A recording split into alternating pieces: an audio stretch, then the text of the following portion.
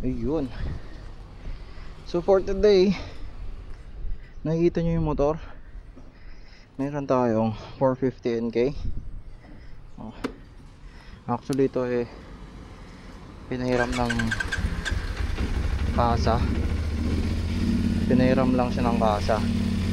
Kasi nga yung ating 450 CLC may speedometer issue, hindi gumagana. So ngayon pumunta tayo Motostrada kasi we receive a message na ayos na daw yung 450 CLC natin.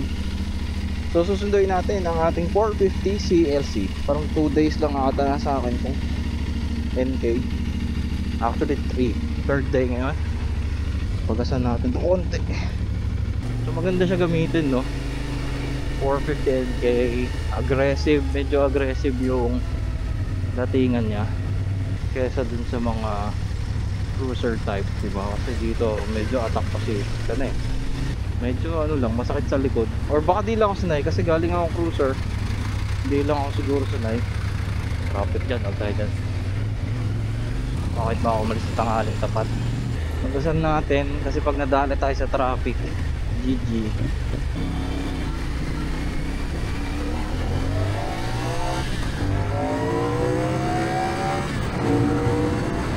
What the? Pagas tayo.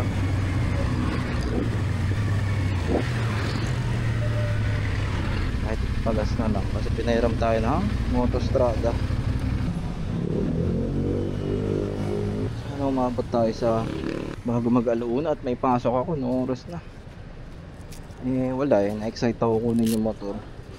Kapag na-late, bahala na. Ganda 450 NK. Yung sama up tank. Gawa natin ng quick review tong 450 NK. So parang ito, second time ko palang gagamitin kasi unang gamit ko pauwi ng bahay from Motostrada. Tapos ngayon papunta Motostrada para pick upin yung CLC. Yung nasa lahat, yung sa sitting height naman nito mataas, syempre mas mataas sa cruiser. And yung paa ko medyo nakatiptoe tayo konti. Parang siguro yung paa nyo siguro at least may 20-30 degrees nakaangat yan. So ayun, medyo mataas siya. Hindi katulad sa cruiser natin na CLC, naka flat foot tayo doon. Pero maganda naman yung ergonomics niya, parang normal na bike, normal na standard na naked bike. Parang feels like nung nagpa-practice ako nung Yamaha na FG. Magaan dalhin. Ganda ewan ko lang pag sa long ride. Siguro sa long ride sasakit likod mo. Or di naman siguro ganun kasi parang parehas lang siya ng standard na bike. Nasanay ako sa cruiser. Well, that's just personal preference lang naman.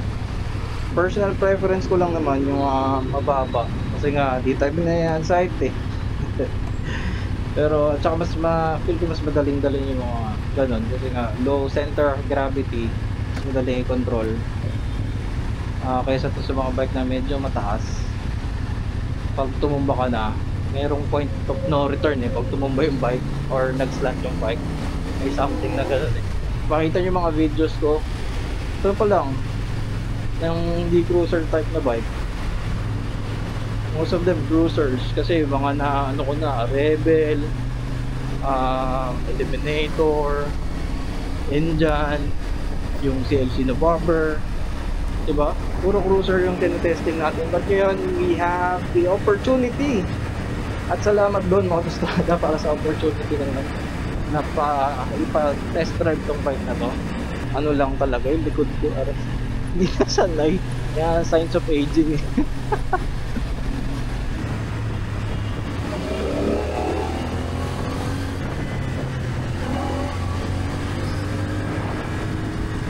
nimble siya sa daan. So maganda i-swerve. Kaso syempre huwag yung gagawin yun kung be safe. Check your surroundings pa rin. Syempre pag mga ganong instances. Sa lubak. Feels like CLC lang, pares lang sila suspension. Perfect siguro pang beginner tong ano, NK. Kasi ako, ewan ko, magaan siya dalhin. Actually, better siya i-handle. Gusto mga singitan, mga biglaang singit, biglang surf. Tulad yung ginawa ko kanina. Ay, sunog na naman tayo. Isang pulis eh, wala akong plaka. Ano ako kaya? Wag, sir, mauna kayo. Wala akong plaka. Madali singit sa traffic. Kanina pa akong singit ang singit eh.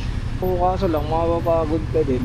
Yung cruiser ko, madaling isingit sa traffic kasi sanay na ako. Pero ito, first and second time ko pa lang ginamit, mas madali siguro isingit sa traffic to.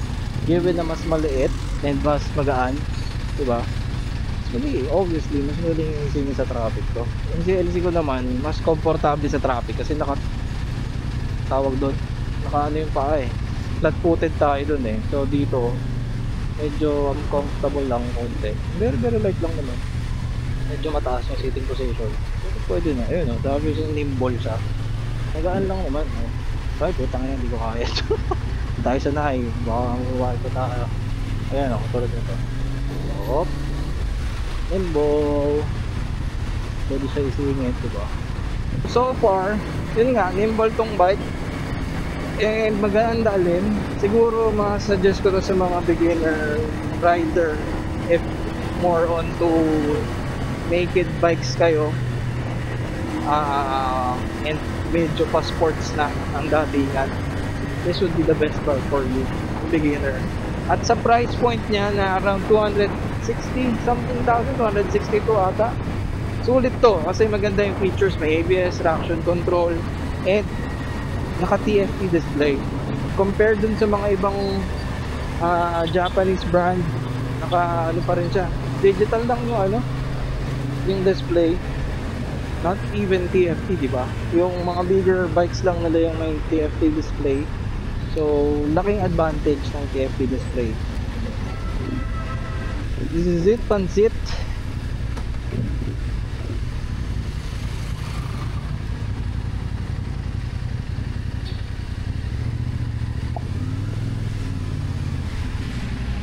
Demo unit nyo to, babalik to. Ah.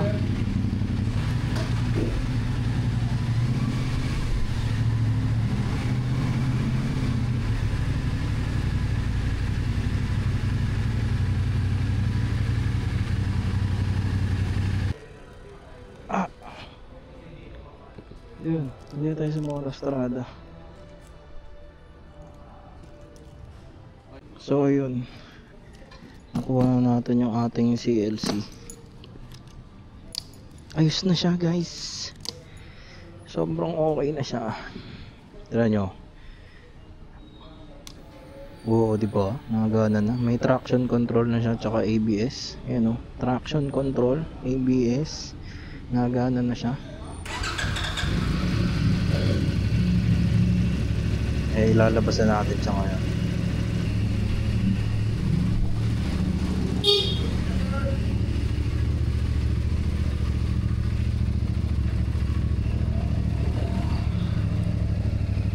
Ayun, okay na, okay na.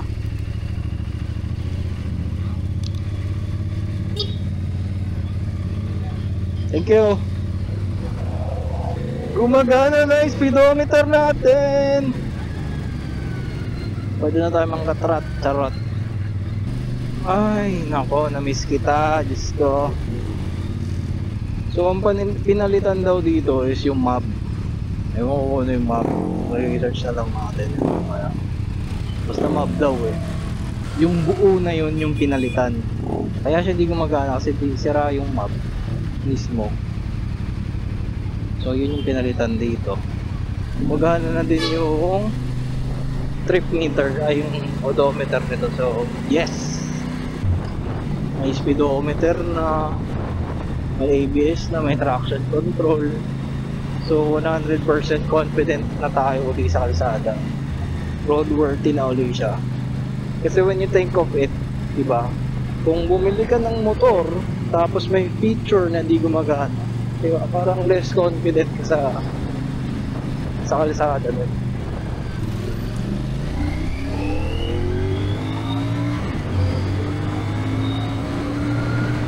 Makakasandaan na tayo ulit. Ang mabilis.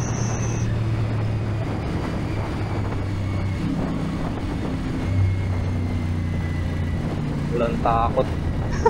ABS na.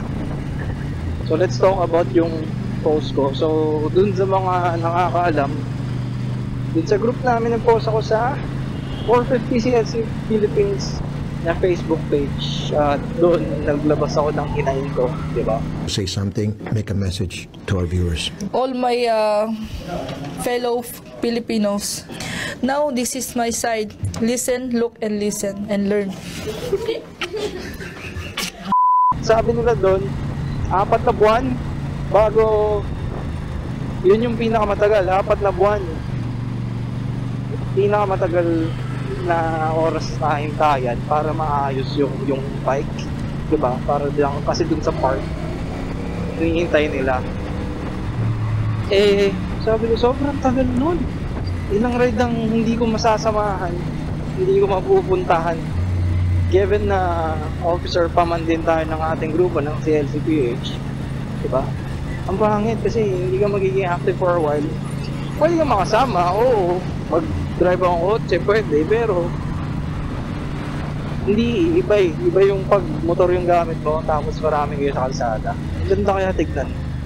So, nagpapasalamat ako ni Miss Techie, one of the ambassadors ng Safe Moto Philippines, dahil pinarating mo sa taas yung concern ko, yung post ko doon.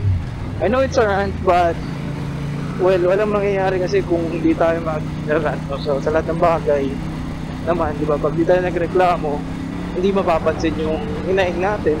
So, at least sa akin, napansin. Pero hopefully, sana yung sa iba din mapansin. I hope Motostrada will be better when it comes to their parts and service. Which is, I think, okay naman talaga sila, yung parts lang talaga. And yung issue ko is very, very unique and very rare lang naman. Pero at least nasubukan natin na pag may ganitong aberya si Motostrada, at nakita nila na ganun yung issue, na-actionan nila agad. So, big shout out Miss Techie, Motostrada, parts and service ng Motostrada din, shout out sa inyo. At nagawa niyo yung motor ko before nung mga events namin. Thank you ng marami. Ayun. And thank you din sa pagpapahiram ng NK450. At least na-try ko yung NK450 kahit 2 araw lang, yung pauwi tsaka yung papunta dito para i-pick up yung CLC. Although kinabahan lang ako nung pinahiram nyo. Kasi walang plaka at saka walang papeles. Sabi ko, paano pag na pa ako, 5,000 pa yun, o ilang magkano bang huli ngayon? No plates, no papers, diba? Ano yun impound pa yun, ako pa magbabayad. Magkano impound? 10,000? At kung dito ko pa din sa part ng video na to, maraming salamat sa panonood. And kung di ka pa nakakapag-subscribe sa ating channel, I would ask you to please like and subscribe my channel. Please support my channel as well by watching the videos. Hopefully natuwa kayo sa video na to at na-inform kayo ng maayos kung ano nangyari. And see you guys on the next video. Goodbye.